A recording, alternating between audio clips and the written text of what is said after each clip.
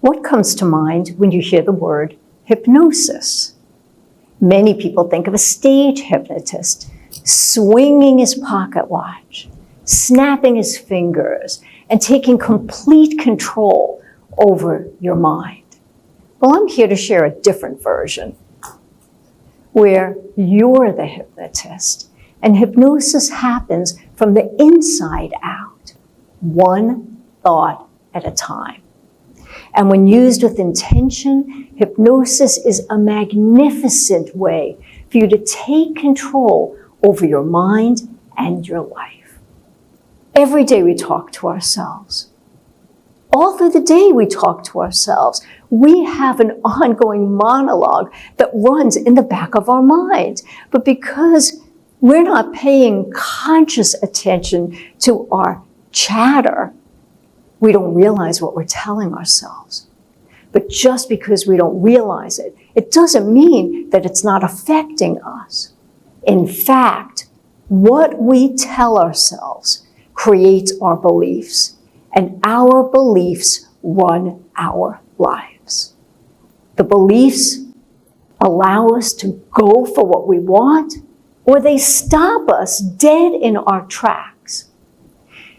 And the things that we tell ourselves over and over again create and dictate the course of our lives.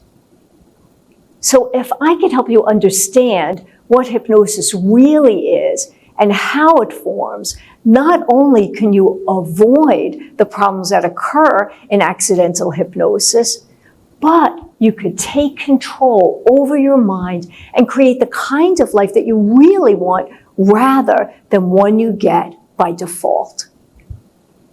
So what is hypnosis? How does it form? Hypnosis is a natural state. You move through it every day. It's the state between awake and asleep. You might notice a form of it as zoning out. Sometimes it happens sitting in front of the TV, or with your eyes wide open, driving the car, or sitting in an audience. Hypnosis occurs under certain circumstances. When you're sleepy or stressed, when you're overwhelmed or overloaded, when you're emotional or anxious, when you're very relaxed, or when you're in a trauma. And when you're in any of those states, what you tell yourself or take in from others, whether it's a verbal suggestion or a visual suggestion like an advertisement, or even just an interpretation, it doesn't matter. Whether it's true or false, whether it's real or imagined, whether it's intentional or unintentional, it doesn't matter. Because all of it has more power over you than it would under normal circumstances. So when you're in that state, suggestions from advertisers and social media and the news, even suggestions from loved ones and your own self have more influence over you. So what do you think happens when you watch the news at bedtime and you see things that are upsetting that you can't do anything about? Or when you scroll on the phone in the morning, you open your mind to whatever is presented to you in that moment, whether it's a button to push for a product that you really don't need, or a photograph on social media of some yummy food that you promised yourself you wouldn't have, but now you're thinking of. When you're in that light state of hypnosis, sleepy, stressed, overwhelmed, overloaded, emotional, anxious, or in a trauma, any of those states, you're more suggestible. Suggestions are magnified. I have a friend who stays up long after her family goes to bed, and she watches TV. She says it's her time to unwind. And when she goes to the market, she comes home with the most advertised product that week. That is the power of suggestion coupled with accidental hypnosis in action. Now, just to be clear, hypnosis itself isn't bad. It's how we use the state that matters. Problems occur when we don't realize that we're in that easily influenced state and we're not monitoring what we let in our minds, what we tell ourselves, or what we immerse ourselves in.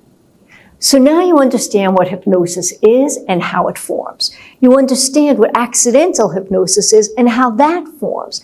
And you know that you are the hypnotist in your own mind. And you understand that what you tell yourself and let in from others creates your beliefs, and your beliefs run your life. So now you're ready to take back the power over your mind and your life. And so I invite you to do 3 things. First, be aware of when you're in that state and use that state for your benefit. Create an uplifting morning and evening ritual where you focus on possibilities instead of problems. I like to listen to inspirational speakers like Joel Osteen and Les Brown, and I jot down what they say that resonates with me so I could read it and repeat it in hypnosis as needed. Second, choose a goal that you want to accomplish, and then create some goal-oriented suggestions. Tiger Woods used self-hypnosis and goal-oriented suggestions ever since he was a teenager to improve his mental focus and his game. And we know how great that turned out. We could do that too. And third, if you hit a bump, negative thoughts come, it's okay. Catch it. And then pat yourself on the back for catching it. And then redirect. The way that I redirect is I think about people who have faced adversity, who have used those adverse situations to create success. One person who comes to mind is Helen Keller. And then I remind myself that where there's a will, there's a way. And I will find the way. And so can you. In closing, I'd like to ask you one more time, what comes to mind when you hear the word hypnosis? I'm hoping that now you could say, hypnosis is a magnificent way for me to take back the power over my mind and create the kind of life that I really want. And now you know how. Thank you.